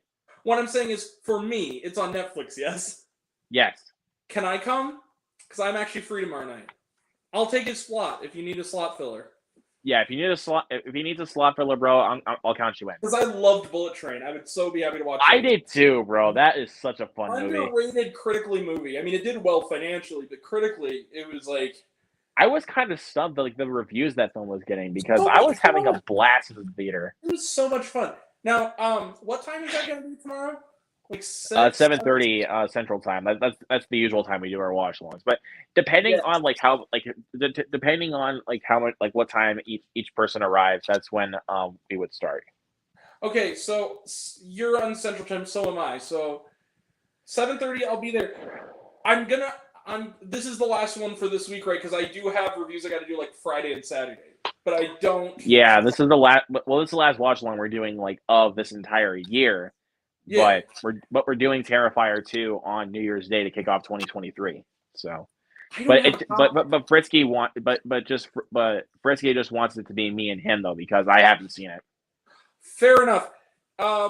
So I can come, but I'm definitely on board for Bullet Train. If you want me to, you can put me in your announcement, even if you want to. Of course, man. I mean, I'll definitely I'll announce that tomorrow morning at least if I can. Fantastic. Now we're gonna kind of wrap this up. So how many more physical media do you got? I got 4 more, so All right, we're almost there. show them to me, man. So next one, this is another movie that you and I did talk about. Yeah. A movie you liked more than I did, but I liked it a lot. So this is one of my top 5 films of 2022, and this is without a doubt one of the scariest movies I have ever seen in my life. This was a film. Okay, I saw this in theaters. Good for you. If you didn't know, I saw this in theaters. Yeah. So I kind of did get the effect of like the scares and everything. So that's kind of the reason why I was kind of scared out of my mind. It was like so bone chilling to me. I mean, especially seeing this right here. She That's can do a freaky to good me. smile. I have to give that actress credit. She has a good like smile face. The one Laura. the one at the beginning, right? Yeah, Laura, the one who the Laura, yeah, she was just like. She has the good kind of. But I did not think like the way that the film ended. No spoilers for anybody that hasn't seen it. But the way that it ended, though, I was like, "What just happened?" It didn't really work for me. That was kind of the one element that really didn't work for me. I felt like it made.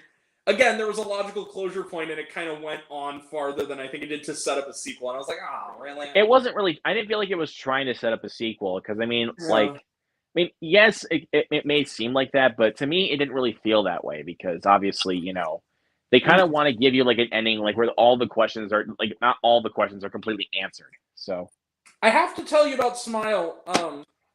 I don't entirely love it as much as you do, but I have to say, if anyone wants to know, there's a really good resource online called yearendlist.com where they have a collection of critics' best of lists, and there are a few that are putting Smile on there, and I kind of get it. If you like the movie a lot, I can see that. My thing was, here's why I liked it to the degree I did. When I saw the trailer for Smile, because I'm a little more cynical about horror movies because I've seen everything. When I saw the trailer for Smile, I was just kind of like, fuck that movie. I don't want to see that shit. Looks really stupid. It's like, it's smiling. Really, it's The Ring, but a smile. Okay, whatever. But I saw it for the channel, but the trailer was kind of inundated. They kept showing it all the time. I was like, God, this looks so dumb. And if you watch my trailer trash for all the movies leading up to it, because like if you watch my reviews, anyone who does knows I have a segment called Trailer Trash when I see a movie in the theater where I basically talk about the trailers and what I thought of them. In lieu of an actual reaction, because I just not morally, but against the idea of trailer reactions, because I think they're totally unnecessary. And it's fine if you do them, but like I'm not one of those people. But I talked about Smile a lot. I'm like, God, this is dumb. And then it was kind of that situation of now I got to see Smile because I've talked such a big game against it. And I walked into it, seeing even the reviews were kind of mid for it. I was like, man, is this movie going to suck? I saw it in Dolby. And I have to say, within a few minutes, the trailer to me doesn't do justice to how good the filmmaking in that movie is and to how actually genuinely kind of creepy it is. I have to agree with you that it is a creepy movie. The thing that's interesting about it is, in a lot of ways, you can kind of trace its DNA to a lot of other movies like it, but it's a good variation on the movies it's like.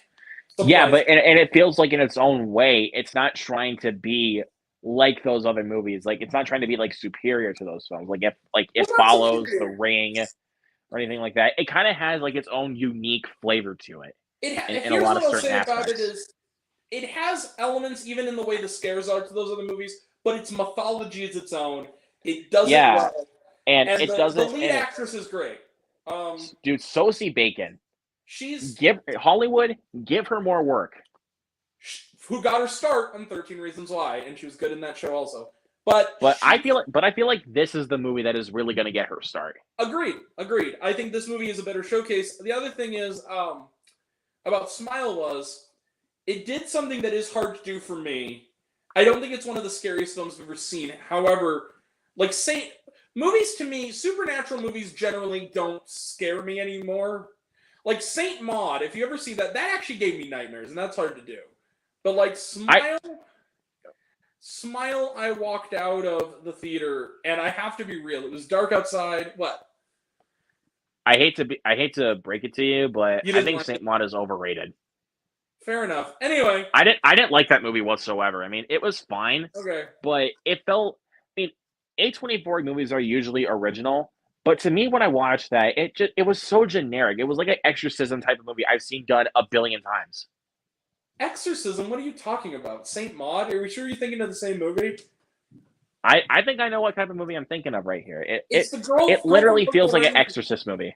It's not really about exorcisms, though. It's not even a supernatural movie. It's psychological. She's a nun who's trying to help a woman who's really sick, and she's pious to the point of insanity. It's not really a supernatural. I think it might. I don't know. That might just be me seeing things, but again, that's what I think. I think it's metaphorical, though. My thing is with Smile. the thing about Smile, though, what it did do, at least for the night I saw it, not as much in my actual sleeping life, but I did leave the theater around 9 or 10 o'clock, and I have to say, walking to the car from the parking lot felt a little more intense walking out of Smile. It did it, which is hard to do. Like, it did feel like everyone around me, I was looking for someone to smile at me, kind of in like... Yeah, and I kind of... And, like, when I was walking in through the door, like when I got home, because my dad came to pick me up after the movie, Yeah. I walked into my house, and I was like... Because I completely felt so unsettled because of the movie. Like, Yeah. You know what? And actually, I want to show you something really quick. Yeah. I'm going to point my tripod down. Okay. Just a little bit.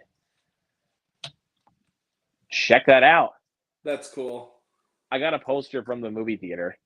That's cool. One of the theater employees actually offered me that poster before the movie, and I did take the poster. Mm-hmm. I mean, I didn't know if I would like the movie or not. Even if I didn't like it, I still would be fine with the poster because the poster's creepy enough. Funny story. When I went to see Circus last night, my friend, for a Christmas present, he works at the movie theater, my buddy Ben, he put two posters aside for me, and he says, so for people who know, one of my most controversial and most popular reviews that I actually get recognized on occasion for is for Fall. I hated that movie. I hated it. It's on my worst of the year list. I'm sorry. I gave it that 0 stars. I didn't like it. I still haven't seen it, so I can't really comment. I've been wanting to watch it, though. I mean, it has an interesting concept. So. It's kind of, I'm in a very small kind of boat. It's kind of the way the rest of the world is to Blonde, and then there's me. It's kind of that, a reverse. Or it's kind of the way, like, yeah. What's one of those movies? Like The Black Phone in some ways. I mean, I know a lot of people love that movie, Well, but no one really loves that film on the level that I do. So I'm kind of in that boat. I do. I don't think it's going to make my top 25, but I gave it 5 stars, and it is a movie I really No, what I was meaning was, like, for a film to be, like, for a much more newer film to, like, escalate into my all-time favorite films. Oh, yeah. Well, yeah, that's the thing. Well, the thing, too, is, like, but with Fall, so he gave me, to be a smartass, he gave me the poster for Fall. It's on my kitchen counter. But to be nice, underneath it is the poster for Tar, which is on my the top 5 of the year. I'm like, thank you at least for that. At least I have a poster for a movie I liked.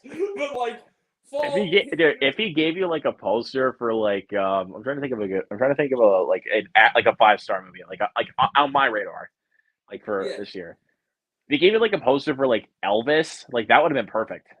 Dude, Elvis is in my top 25. It's kind of lower on the rung, but I love that movie. And it's in my top 10. It was in my top 10 for a long time. It kind of got bounced a little bit, but I love that movie, and I've seen it more than once, and I would see it again. Thing too is, like, about my mom finally watched that movie, and she said, "You know, I was skeptical, but man, that was a good movie." I'm like, "Yeah, Elvis was great." But the thing is, like, you know what? My friend, she worked at the theater. She was the manager. She left. You know what she gave me as a parting gift? Because she knew it was my favorite movie that was not this. So it was my favorite movie in English of the year. She gave me, I teared up. I was like, that is the nicest. Courtney, I love you. She gave me a poster for Marcel the Shell with Shoes on. You're going to hate me for this? I still haven't seen it. You know, I don't hate you for one reason, is that A24 is not making distribution of that movie easy. And I'm not really just that. I haven't been able to find it like streaming for free. I haven't been able to find it for streaming for free. Well, here's the thing. That's what I'm saying. It was in theaters. The fact that our theater got it is kind of surprising. We got it for a very short time, a month after it came out, and then you can only buy the Blu-ray on the A24 shop. It's not on Amazon. It's not anywhere. And on streaming, it's still like $20. So it's hard to do. You know, it's hard to have. Eventually, it'll be what's the streaming service that has all the A24s? Isn't that like Showtime or something? Yeah, Showtime. Eventually, but like that was how I was able to watch The Farewell, was because it was on Showtime, and that was A24. Oh, I love The Farewell. But yeah, anyway, we should probably hurry this up if we want to end this quick. Yeah. But I got Westworld season 1 in this really cool little tin case. I mean, if people were thinking it's a steelbook, it's a tin case. So your mind's here. And I also never get a proper ending to it. That's so too bad. Yeah, and then I also did get season 4, and I know I have a glaring hole right now. You see, if you can see right here, I have a glaring hole. Mhm. Season 2 and 3. But you know what? It's my collection. What are you gonna do? I'll find them soon. Okay. So just so we're You clear. know, it's hard for me to get the whole collection. You know what show I actually do have the whole collection in pieces of is Community. I have all 6 seasons of Community on DVD. I have the ones I'm like complete on in regards to shows. Game of Thrones, Breaking Bad, and Dexter. I'm like very much so complete on. I think I have Community, and then I have every season of That 70s Show on DVD. I don't know who gave it to me. And here's the last one. This is also a TV show. Okay. House of the Dragon on Was 4K. that any good? Was that any good? Because I haven't seen it yet. Because I watched Game of Thrones, and I didn't like the last couple seasons at all. I thought that they really were a come down. Okay. I actually watched this before Game of Thrones. Like I actually finished this Okay. before Game of Thrones because this is set 200 years before the events of Game of Thrones. So it doesn't really matter. I love this. This is actually very, very good. Okay. I'll take your word for it. But it's not. But it's not my favorite show of the year though. Like a lot of people would think it would be. Is it Wednesday? Of course. You know what? If we're talking new shows, So good. I haven't seen the rest of the season, but just from so far, I get it. I have to say, my favorite TV show of the year is because again, you know me, I'm a pretentious film snob. I like really, really deep cut independent films. My favorite show of the year is probably Irma Vep, but that's just because I'm a big old film snob and on HBO. Yeah, but I mean, I was about to pick. I mean, at one point, I was about to pick Cobra Kai season 5, but I didn't like the way that it wrapped up. So I was like, I mean, but as a show overall, like it has to go to Wednesday. I mean. Like that was a show. Like every episode ends on a cliffhanger that made me want to keep going. And because of how many watch hours that show has gotten, it needs a season 2. Like there's no doubt it's going to get a second season because that show got over 1 billion watch hours. I'd throw Andor into that ring also. I actually have not seen it. I haven't seen Andor. Look.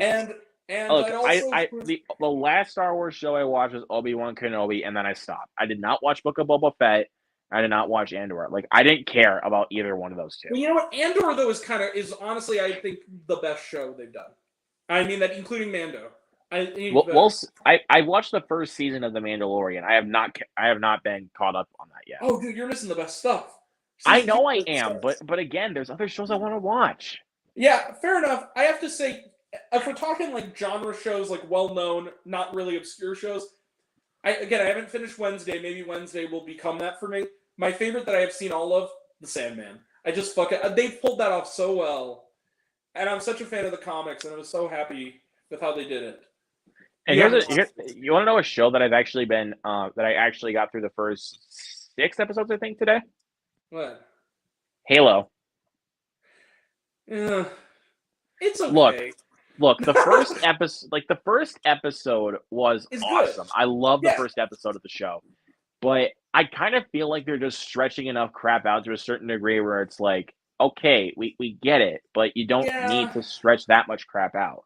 My thing with Halo is, here's the thing. First off, I'm gonna preface this by saying it's not the fact that it's woke, because I don't care. Why does everybody go on a tangent saying like, "Oh, the show is woke, so it sucks," and you're gonna hate it too?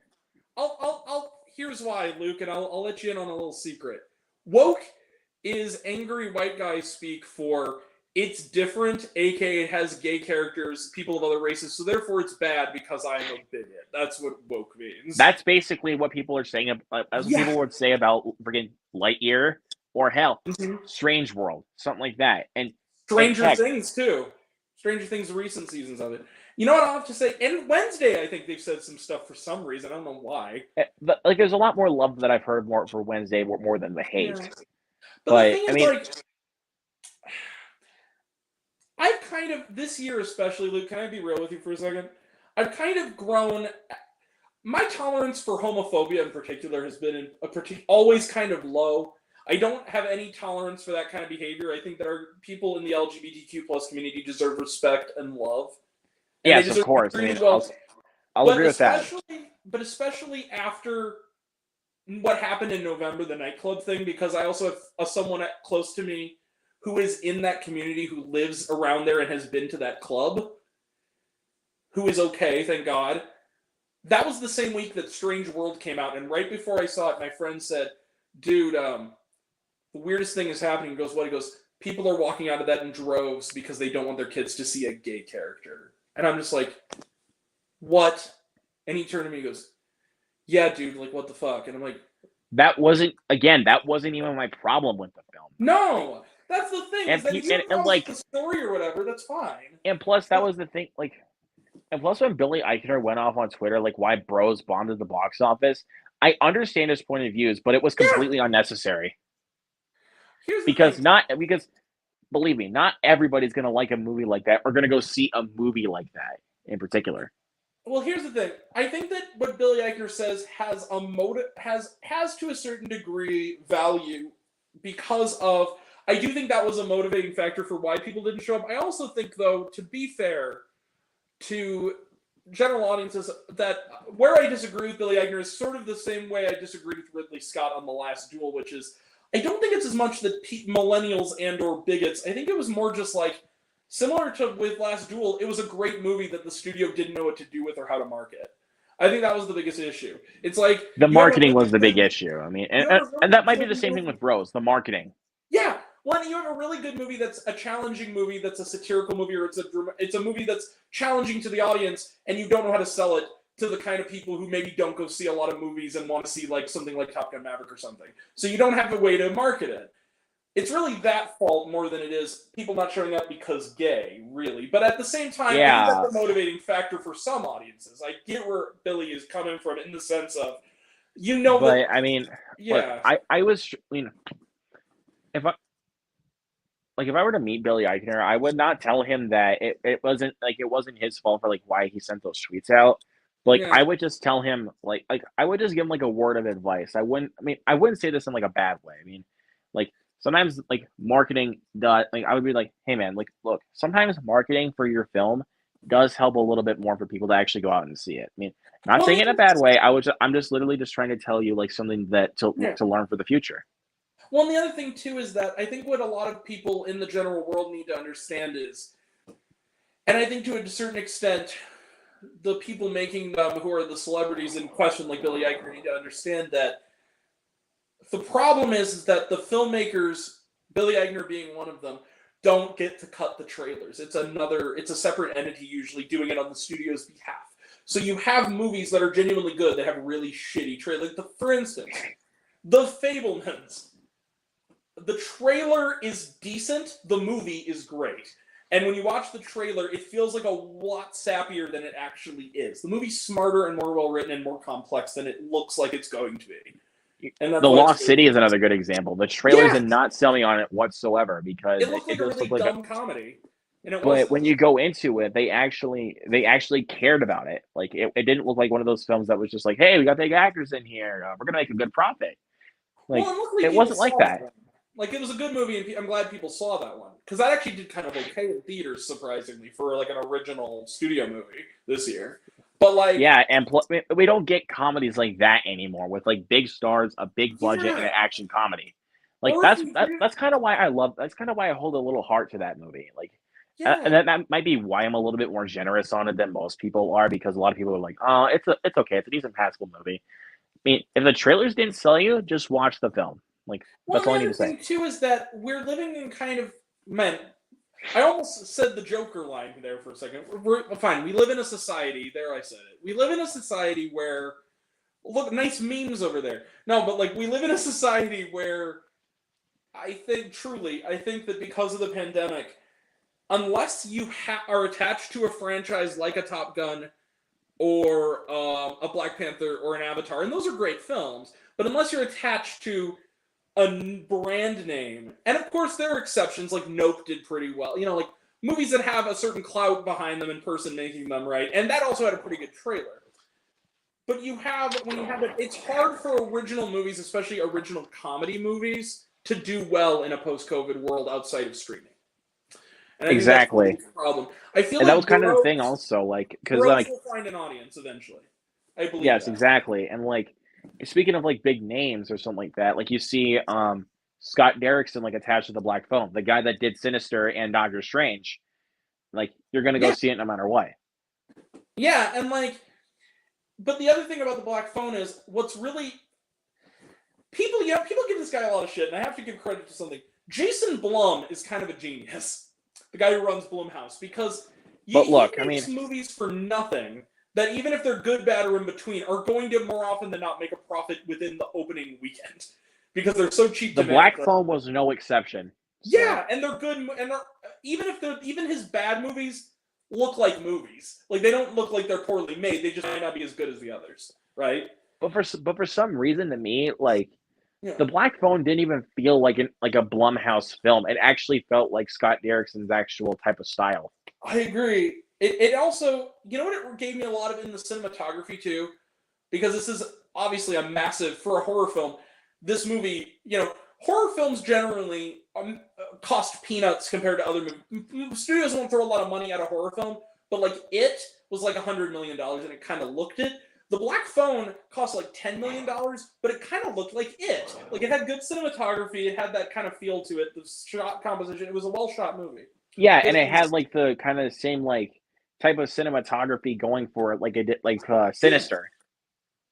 Like it had that same type of feel.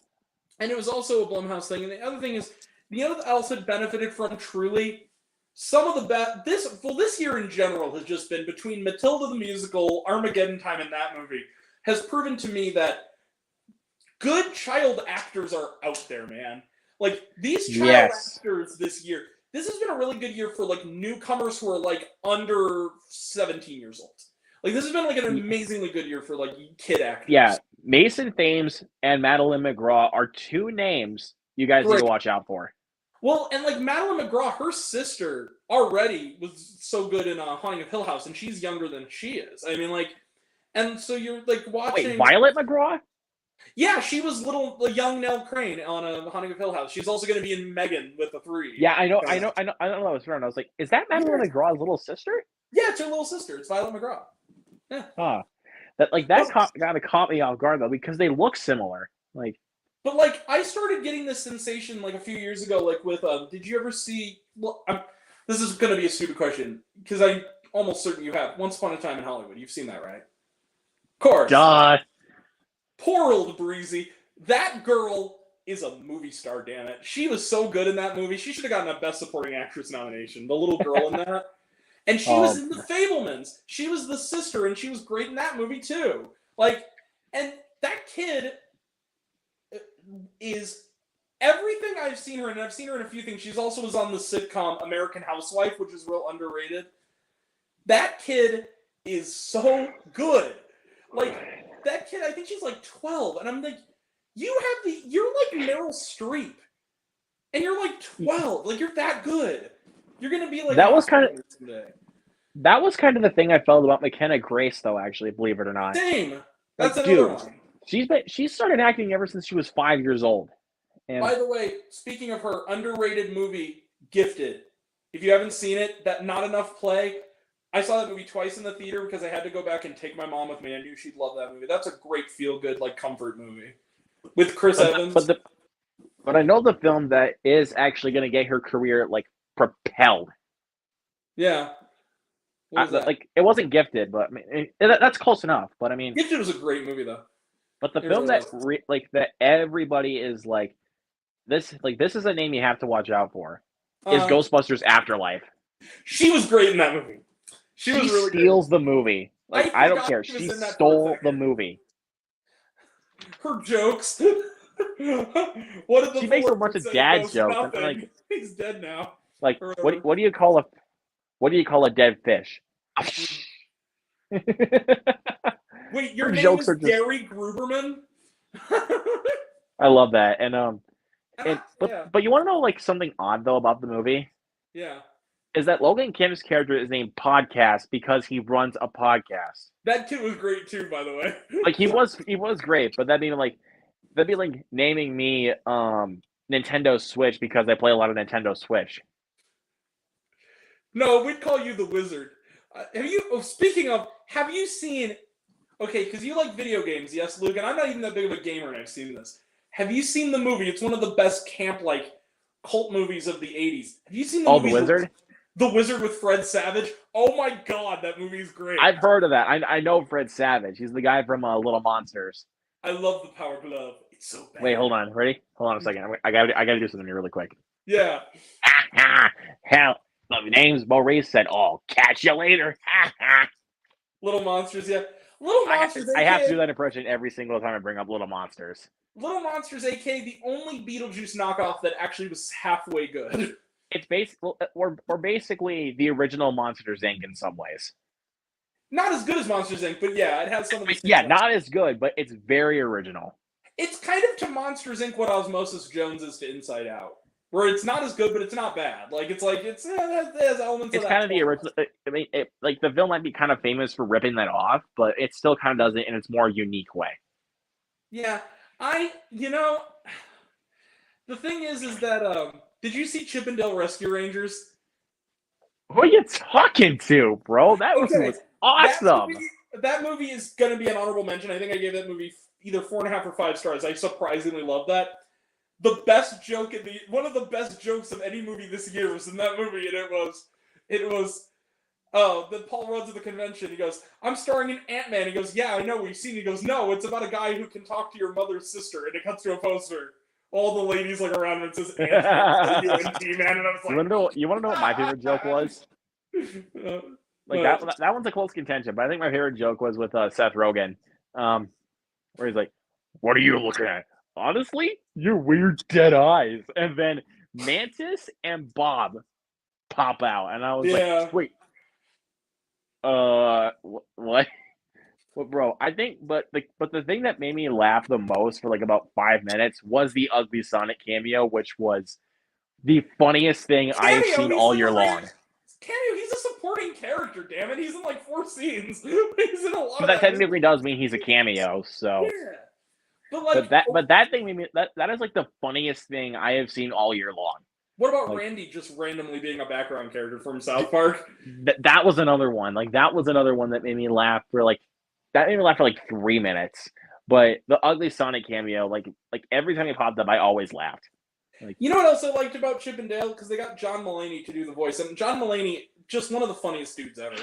And like, they have Andy Samberg voicing Dale. So, and it's made by the guy who did Hot Rod, and Popstar Never Stop Never Stopping directed it. Like, just saying, it's a Lonely Island production. So it's the two of them. If you have not seen, so basically, Popstars, it's kind of.